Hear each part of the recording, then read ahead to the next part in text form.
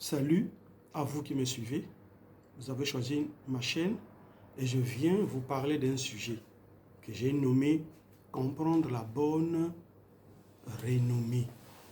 Comprendre la bonne renommée. Il y a tellement de renommées aujourd'hui dans le monde.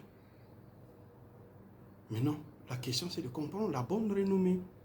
Et le but poursuivi de cette prédication, c'est de nous aider à bien interpréter la renommée. Et c'est tiré de 1 Roi 10, le premier verset.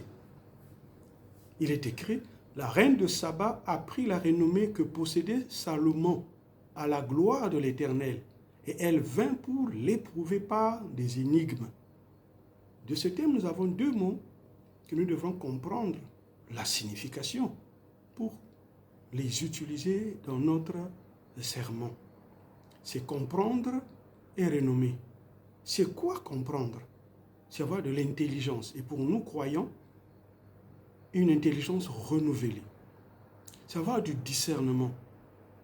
Prendre soin, être habile. Et la renommée ici, c'est entendre parler d'eux. Être averti, écouter les rumeurs, les bruits qui se répandent, une réputation, la gloire, la célébrité, une voix publique qui annonce quelques actions. De cette histoire qui parle de la renommée, cette histoire tire sa source lors de la visite de la reine de Saba, qui avait eu au préalable entendu parler de toute la gloire qu'avait Salomon depuis son pays. Et elle effectua un long voyage pour voir de ses yeux ce qu'elle avait écouté. Et c'est le verset 7 du même chapitre qui exprime la pensée de la reine de Saba. Je ne croyais pas, avant d'être venu et d'avoir vu de mes yeux. Et voici, on ne m'en a pas dit la moitié. Tu as plus de sagesse et de prospérité que la renommée ne m'a la fait connaître. Heureux tes gens, heureux tes serviteurs qui se tiennent continuellement devant toi, qui entendent ta sagesse. Béni soit l'Éternel, ton Dieu, qui t'a accordé la faveur de te placer sur le trône d'Israël, parce que l'Éternel aime toujours Israël, qu'il t'a établi pour que tu fasses droit et justice. Ça ressort clairement que la renommée d'un serviteur a pour raison d'être l'amour de Dieu pour son peuple. Donc Salomon, la renommée qu'il avait eue, avait pour raison l'amour que Dieu a pour Israël.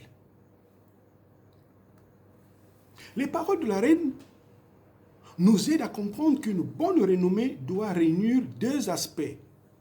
Le premier aspect, la vie physique, une vie de surface, ce qui apparaît aux yeux des gens. Le deuxième aspect, c'est la vie privée, intime, une vie immergée, que seuls les proches connaissent nos faiblesses. Un homme a dit, pour connaître un serviteur de Dieu, il faut être bien avec sa femme. Parce que sa femme, c'est son intime, qui connaît réellement ce que le serviteur de Dieu est.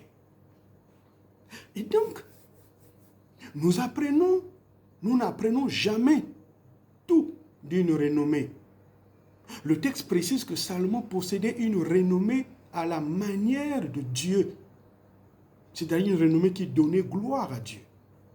C'est ça la renommée. Dieu doit tirer gloire. Ce n'est pas l'homme, mais c'est Dieu qui doit tirer gloire. À l'exemple de Jean, l'apôtre bien sûr, dans Apocalypse chapitre 5, les versets 4 à 5. Et personne dans le ciel, ni sur la terre, ni sous la terre, ne put ouvrir le livre, ni le regarder. Et je pleurais beaucoup de ce que personne ne fut trouvé digne d'ouvrir le livre, ni de le regarder. Et l'un des vieillards me dit, ne pleure point, voici le lion de la tribu de Juda, le rejeton de David, a vaincu pour ouvrir le livre, et c'est cette sceau. Et je vis, au milieu du trône, des 4 êtres vivants, et au milieu des vieillards, un agneau qui était là, comme immolé. Il avait 7 cornes et 7 yeux, qui sont les 7 esprits de Dieu envoyés par toute la terre. Je prends 2 vérités dans le verset 5 et le verset 6. Au verset 5, l'ange envoyé de Dieu vers Jean, parce que Jean était ravi en esprit dans le paradis. Il a eu la grâce de voir le jour du Seigneur, les événements qui dépeignent le jour du Seigneur.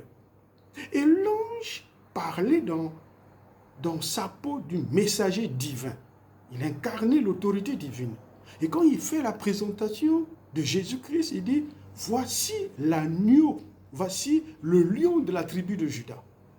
Et quand Jean lui-même oriente le regard en direction que l'ange lui montrait, qu'est-ce qu'il voit?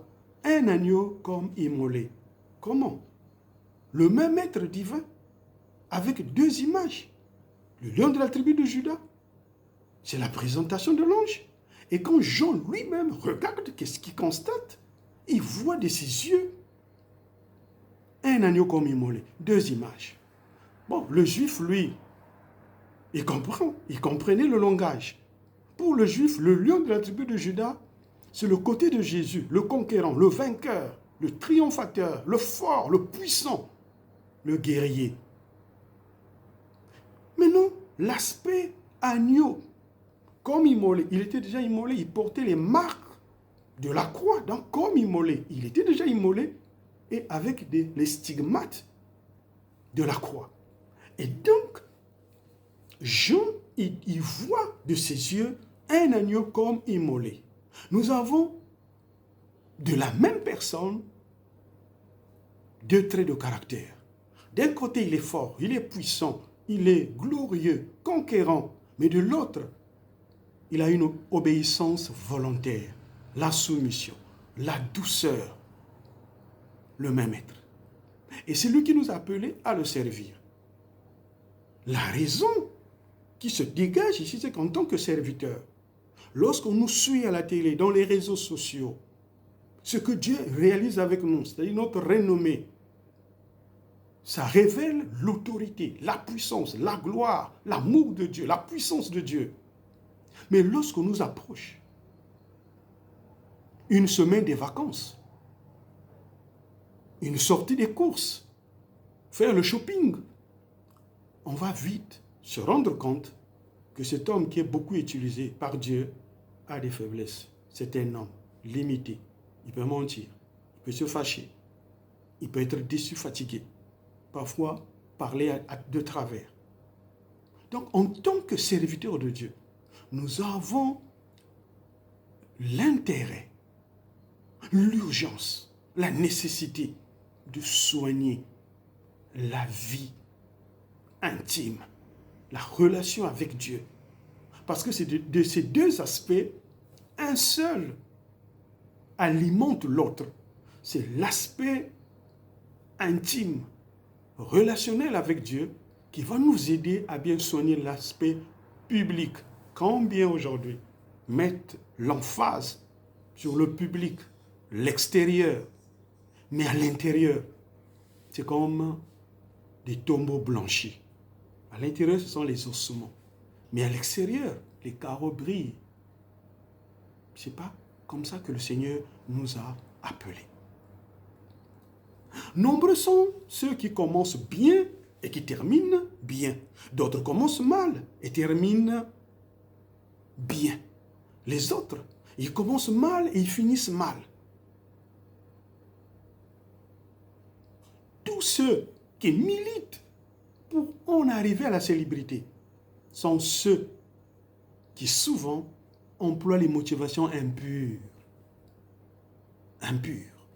Pour arriver à satisfaire leur ego. Comment devons-nous apprendre la bonne renommée? Voyons quelques célébrités dans l'Ancien et le Nouveau Testament. A priori, commençons par Dieu. Dieu lui-même, il est célèbre. Dans le psaume 138, le verset 2, nous lisons que ta renommée s'est accrue à cause de l'accomplissement de tes œuvres. Donc la renommée de Dieu s'accroît toujours chaque fois qu'il accomplit ses œuvres. Et si nous sommes ses serviteurs, et si nous sommes obéissants, soumis, si nous faisons exactement ce que lui nous demande de faire, ça veut dire que la renommée nous suivra. Ce n'est pas nous qui allons rechercher la renommée, mais la renommée nous suivra. C'est comme les miracles. On ne court pas après les miracles, mais les miracles doivent nous suivre parce que la Bible dit, voici les miracles qui accompagneront ceux qui auront cru. On a dit ceux qui auront cru. On n'a pas parlé des bishops, on n'a pas parlé de ceux qui sont loin. On a dit ceux qui auront cru, les miracles vont les suivre. Et donc Dieu lui-même, il est célèbre, c'est dans sa nature. Et il veut que nous aussi, nous soyons célèbres dans ce qu'il nous demande de faire. Nous avons l'exemple de Joseph, Genèse 39, verset 21. L'Éternel fut avec Joseph. Il étendit sa bonté sur lui. Et il le mit en faveur aux yeux du chef de la prison. 3 mots. Étendit, bonté, faveur. Étendit ici, c'est conduire, c'est influencer, c'est fléchir. Nous savons la voie par laquelle Dieu avait conduit Joseph. Mes bien-aimés, ce n'était pas facile pour Joseph. Vendu comme esclave. Il a voyagé comme un esclave. Il n'avait pas le temps de se reposer à son gré, selon le gré du maître. Ce n'était pas facile. Il en a payé le prix. C'est le moyen que Dieu avait choisi pour le tailler, le briser, l'humilier, afin qu'il puisse incarner les valeurs d'un leader qui témoigne la gloire de Dieu. Et donc, Dieu avait étendu sur lui sa bonté. Donc, pour conduire Joseph sur le chemin de la renommée. Combien aujourd'hui ont pris les chemins détournés ou des raccourcis pour vite arriver à la renommée, alors que le chemin qu'ils ont refusé, c'est le chemin choisi par le Seigneur pour qu'ils arrivent à la renommée. Mais eux, ils ont choisi les raccourcis. Donc Joseph, on a payé le prix. Dieu savait qu'en le faisant passer par là, il serait un bon leader sur qui les gens devraient prendre comme un modèle à suivre. Nous avons David. Dans 1 Chronique 14, 17, il est dit « La renommée de David se répandait dans tout le pays et l'Éternel le rendit redoutable à toutes les nations. » Nous savons qu'il était un grand guerrier, mais lui-même David savait que ce n'était pas lui mais l'Éternel. Parce que dans ses chansons, il a dit « L'Éternel exerce mes mains au combat. » Donc il savait pendant qu'il combattait que l'Éternel était là pour le conduire. Et donc, c'est l'Éternel qui l'avait rendu redoutable, pas par lui-même. Et il était célèbre à son époque. Le roi Osias, 2 Chroniques 26, 8. Les Ammonites faisaient des présents à Osias et sa renommée s'étendit jusqu'aux frontières de l'Égypte, car il devint très puissant. Osias ici, là, il était célèbre à cause des dons. Les dons qu'on lui avait offerts, les dons de qualité, l'avaient propulsé à la renommée. Nombreux sont célèbres aujourd'hui. Qu'est-ce qu'ils ont fait pour avoir la célébrité? Mais Dieu avait touché les gens, les partenaires. Et ces partenaires les avaient soutenus et aujourd'hui, ils sont célèbres. Parce que la célébrité vient de Dieu. Pour que le témoignage de Dieu soit connu au travers la vie de son serviteur. Nous avons un autre exemple ici, c'est Mardoché, dans Esther 9, verset 4. Car Mardoché était puissant dans la maison du roi, et sa renommée se répandait dans toutes les provinces, parce qu'il devenait de plus en plus puissant. Nous savons que pour Mardoché, il avait une vertu, l'intégrité. Mardoché était intègre. Sa conduite devant sa nièce, sa conduite devant Aman ne pouvait que révéler l'intégrité de cet homme. Et donc cette vertu, Dieu peut l'utiliser pour amener son serviteur à une renommée. Ah non, dans Néhémie 13, car ils avaient la réputation d'être fidèles.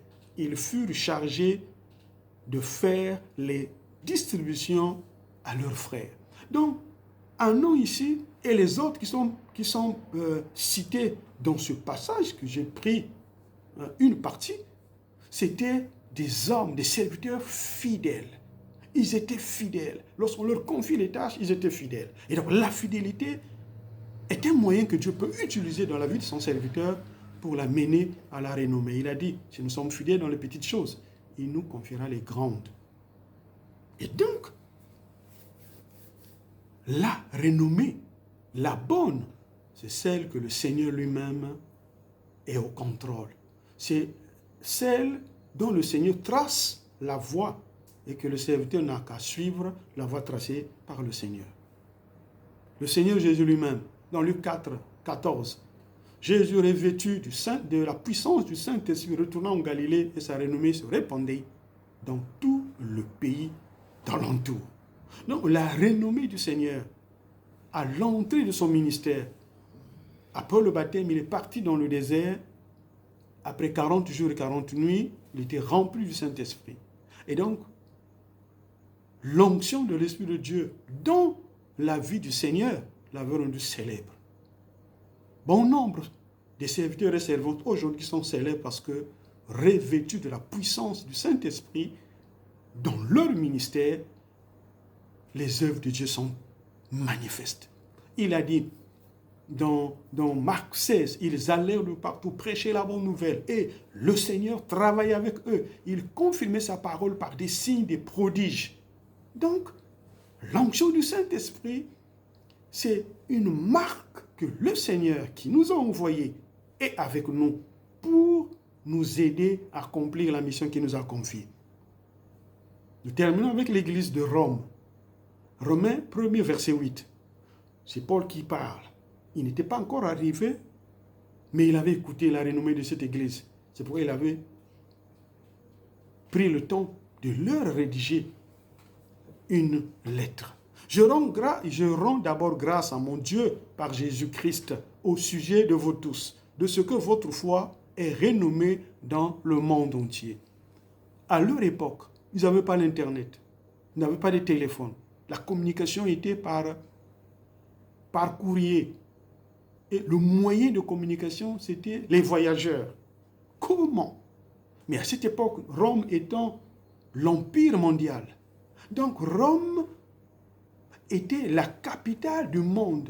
Toutes les activités qui s'y tenaient, le monde entier était informé. Et on nous parle de la foi de l'Église à Rome. Ils avaient une foi fervente, attachée au Seigneur. Ils étaient fondés. Et les œuvres qu'ils accomplissaient étaient connues du monde entier. Et c'est comme ça que Paul a reçu les nouvelles. Que l'Église de Rome avait une foi renommée dans le monde entier. En résumé, la renommée devient de nos jours un piège que l'ennemi emploie pour nous faire dévier le chemin droit de la volonté de Dieu. Retenons que la bonne renommée est celle qui nous encourage à approfondir notre relation avec le Seigneur et dont le témoignage impacte notre cercle des intimes ou des amis proches et le grand public. Cherchons-nous à être célèbres? Dans quel but? Glorifier Dieu? Ou pour que les hommes nous vénèrent, nous respectent? Et c'est la raison pour laquelle le Seigneur nous a appelés dans son chant. Que chacun de nous revoie ses motivations. Pourquoi? Parce que la mort de Jésus à la croix était-elle pour les biens matériels ou pour le salut des âmes? Vraiment que le Seigneur nous bénisse. Nous venons là de voir la bonne renommée. Et que le Seigneur nous aide à discerner pas ailleurs, mais au travers de nos actions, pour voir si ce que nous faisons est conforme à la volonté de Dieu. Que Dieu vous bénisse.